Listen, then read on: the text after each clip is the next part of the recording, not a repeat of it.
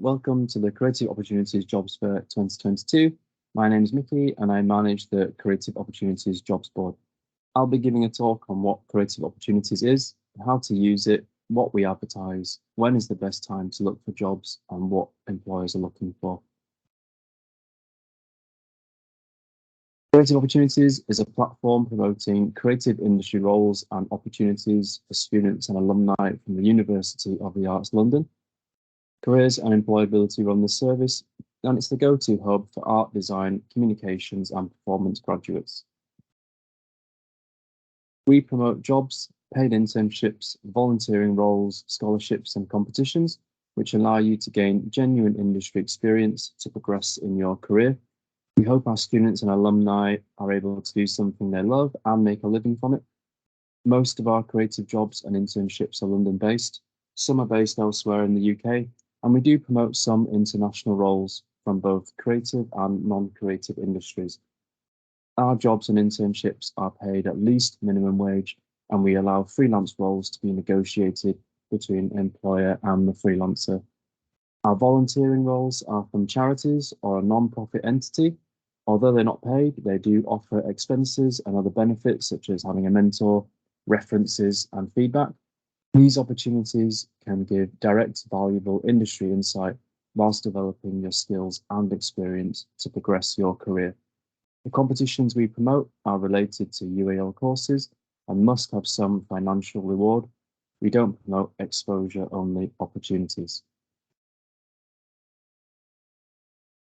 So on the website, creativeopportunities.arts.ac.uk, you can create an account by clicking on Account at the top black bar on the landing page.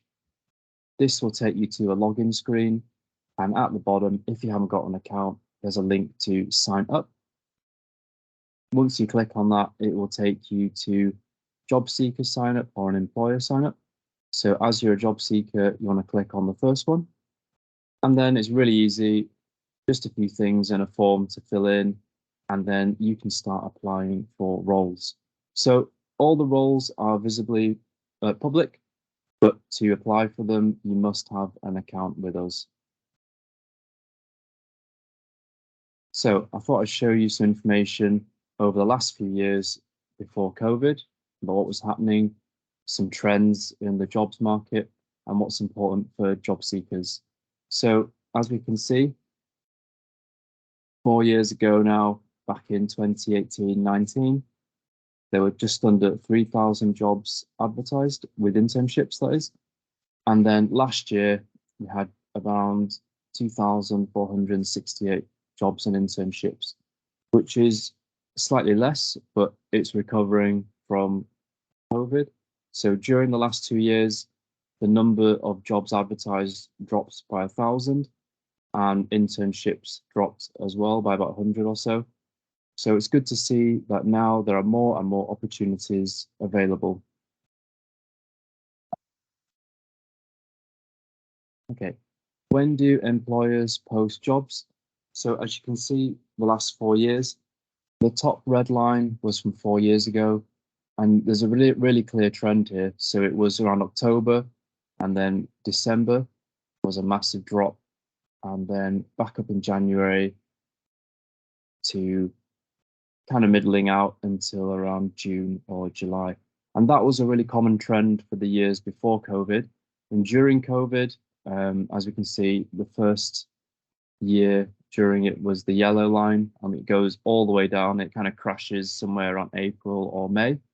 And then it went back up again, which is good. The green line, which was 2 years ago now, and it kind of increased from September, jumped up in May, and then finished off high in August.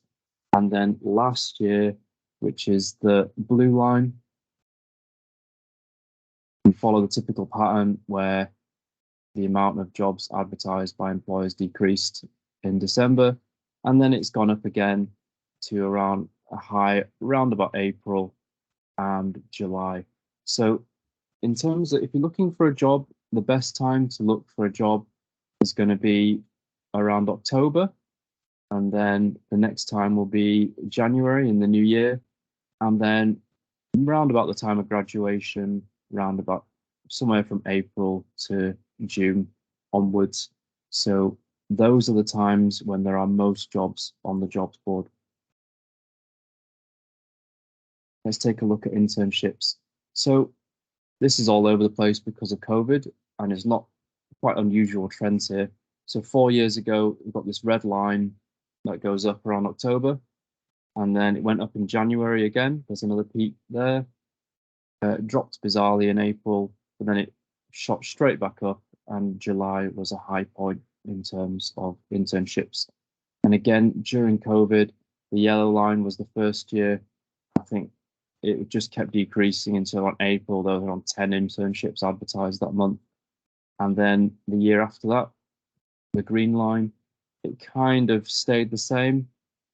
And then it increased in June to July, which was really good. And then last year's blue line, it went up again in October, dropped in December, went up again in February, dropped again to go up back again in June. So it kind of goes up, down, up, down, up, down. And again, the best periods for internships like October, January, February, and then around May or June. So those are key months where employers post their roles. Okay, so in terms of what kind of jobs were on there, so the most popular type of jobs that were advertised, the top three. So the first one was design, especially graphic design roles. We had some fashion design roles and some relating to 3D products and architecture. And then the second most popular creative jobs advertised on the jobs board were from PR, marketing, also includes communications. And then the third most popular type of job advertised were from the visual arts. So this includes sort of painting, retouching, creating visual assets, working on sort of post-production, film, TV, creating graphics and illustrations for those kind of projects. And then we also advertise some non-creative jobs. These are kind of temporary and allow students to gain some money whilst living in London and will fit in around their studies.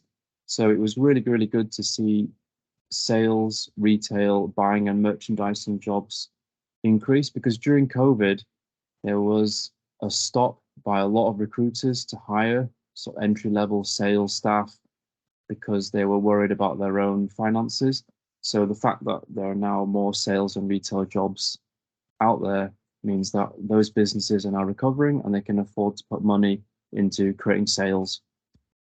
So then it was education and teacher training. We have quite a few of these where schools may wish to partner with someone, a creative person, for a project for perhaps the children at high school. And we also have postgraduate sort of education courses that are paid, that we advertise those as well. And the third most popular non-creative type of jobs we advertised were business consulting and management.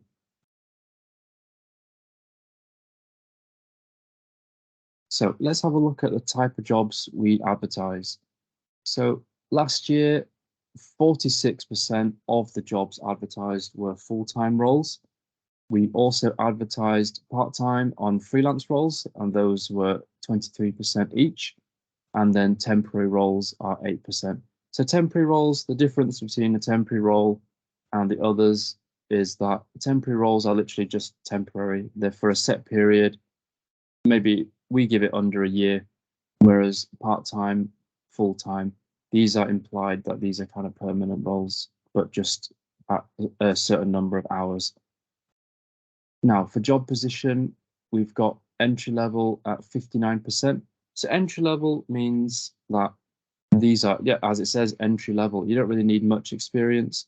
You might, employers will accept candidates who have done a degree and have maybe some experience, but they're not like strict in terms of, we require 2 years of experience or 3 years experience and so on. They will accept students based on their final year and their portfolio kind of work. So then we also advertise intermediate roles, and that was on 37%. So intermediate, this is like middleweight level, and it can be around sort of 3 to 5 years in the industry. And we do have alumni, so alumni also use the jobs board. And we also have management roles, so these are around 5%. So we don't really get many management roles. And our jobs board is mainly geared towards recent graduates, final year students, and that reflects in the number of jobs that we advertise in those areas. So for company sizes, we've got micro companies. So the majority of jobs offered by all the employers, they mainly come from half of them come from micro-sized employers. And that means in the company is between 1 to 10 people. It might be another self-employed person hiring someone else. So really, really small, probably startups. And then 38% of the jobs you advertised were from small to medium enterprises or SMEs. And these are companies between 11 to 250 members of staff. And then finally, large companies took up 11% of all the jobs we advertised. So these are companies with at least 251 members of staff. So looking over last year's feedback with employers and conversations with them, what are they looking for? Experience is key. So graduates' biggest barrier to job success is having the required work experience. We curate opportunities through competitions and volunteering to gain experience to apply for a job. During COVID, it was extremely competitive, and most of the roles that were advertised were less so of the entry level and more of the middleweight, because companies just wanted someone really experienced to help them guide through difficult time. But now things are changing and companies are starting to hire for new staff to train up, which is really good. And, speaking to various employers, the one thing that stands out from them is that what's important is to have a creative vision and the skills to deliver it.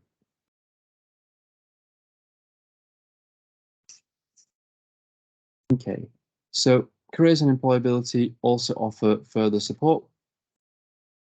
This can be found at student careers. So we can have a look here. We've got one-to-one advice, and we've got careers support at arts.ac.uk. And this support is free and accessible to all UAL students and graduates up to 5 years after graduation. So I hope this talk has been helpful. Hopefully now you can go to the Creative Opportunities website, take a look through, create an account, and happy job hunting.